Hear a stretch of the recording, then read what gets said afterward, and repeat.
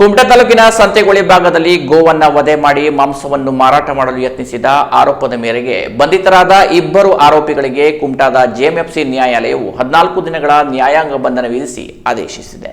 ಕುಮಟಾ ತಾಲೂಕಿನ ಸಂತೆಗುಳಿ ಪ್ಲಾಟ್ ನಿವಾಸಿ ಬಾಬು ಮೊಹಮ್ಮದ್ ಅಶ್ರಫ್ ಜಕ್ರಿಯಾ ಕಾಜಿ ಹಾಗೂ ಕೊಳಗೇರಿಯ ಫಕೀರ್ ಸಾಬ್ ಜಮಾಲ್ ಸಾಬ್ ಆರೋಪಿತರಾಗಿದ್ದು, ಇವರಿಬ್ಬರಿಗೆ ಕುಮಟಾ ನ್ಯಾಯಾಲಯ ನ್ಯಾಯಾಂಗ ಬಂಧನ ವಿಧಿಸಿದೆ. ಈ ಇಬ್ಬರು ಆರೋಪಿತರು ಕುಮಟಾ ತಾಲೂಕಿನ ಸಂತೆಗುಳಿಯ ಹಿಂಡ್ಬೈಲ್ ಗ್ರಾಮದಲ್ಲಿ ಗೋವಧೆ ಮಾಡಿ ಸುಮಾರು 32 ಕೆಜಿಯಷ್ಟು ಮಾಂಸವನ್ನ ಮೀನು ಮಾರಾಟ ಮಾಡುವ ಟಬ್ನಲ್ಲಿ ಇಟ್ಟುಕೊಂಡು ಬೇರೆ ಬೇರೆ ಮಾದರಿಯ ಚಾಕುಗಳೊಂದಿಗೆ ಬೈಕ್ ಮೂಲಕ ಗೋಮಾಂಸವನ್ನು ಮಾರಾಟ ಮಾಡುತ್ತಿದ್ದರು. ಸಂತೆಗುಳಿ ಹಿಂಡ್ಬೈಲ್ ಭಾಗದಲ್ಲಿ ಕಳೆದ 6-7 ತಿಂಗಳುಗಳಿಂದ ಸ್ಥಳೀಯ ಗೋವುಗಳನ್ನ ಹಿಡಿದು ಬೇರೆಡೆಗೆ ಸಾಗಿಸುವ ಕೃತ್ಯ ನಿರಂತರವಾಗಿ ನಡೆಯುತ್ತಿತ್ತು. ಅಲ್ಲಿನ ಅರಣ್ಯ ಪ್ರದೇಶದಲ್ಲಿಯೂ ಗೋವುಗಳನ್ನ ವಧೆ ಮಾಡಿ ಗೌಪ್ಯವಾಗಿ ಬೈಕ್ ಮತ್ತು ಮೀನು ವ್ಯಾಪಾರ ಮಾಡುವ ಪೆಟ್ಟಿಗೆಯಲ್ಲಿ ತುಂಬಿ ಸಾಗಿಸಲಾಗುತ್ತಿತ್ತು. ಸಂತೆಗುಳಿ ಯುವಕರು ಹಾಗೂ ಎಲ್ಲಾ ಕುಚಿನಾಳ ಭಾಗದ 15ಕ್ಕೂ ಅಧಿಕ ಯುವಕರು ಗೋಮಾಂಸ ಮಾರಾಟ ಮಾಡುವ ಈ ಇಬ್ಬರು ಆರೋಪಿತರನ್ನ ಹಿಡಿದು ಪೊಲೀಸರಿಗೆ ಒಪ್ಪಿಸಿದ್ದಾರೆ. ಸ್ಥಳಕ್ಕಾಗಮಿಸಿದ ಕುಮಟಾ ಪಿಎಸ್ಐ ಸಾವಿತ್ರಿ ನಾಯ್ಕ ಅವರು ಪ್ರಕರಣ ದಾಖಲಿಸಿಕೊಂಡು ತನಿಖೆ ಕೈಗೊಂಡಿದ್ದಾರೆ. ಈ ಪ್ರಕರಣದಲ್ಲಿ 4 ಆರೋಪಿತರ ವಿರುದ್ಧ ಪ್ರಕರಣ ದಾಖಲಾಗಿದ್ದು, ಇಬ್ಬರು ಆರೋಪಿಗಳನ್ನ ಪೊಲೀಸರು ಬಂಧಿಸಿದ್ದಾರೆ. ಈ ಇಬ್ಬರು ಆರೋಪಿತರು ಗೋವುಗಳನ್ನ ವಧೆ ಮಾಡಿ ಮಾಂಸ ಮಾರಾಟ ಮಾಡುತ್ತಿದ್ದರು ಖಾತ್ರಿಯಾದ ಹಿನ್ನೆಲೆಯಲ್ಲಿ ಪೊಲೀಸರು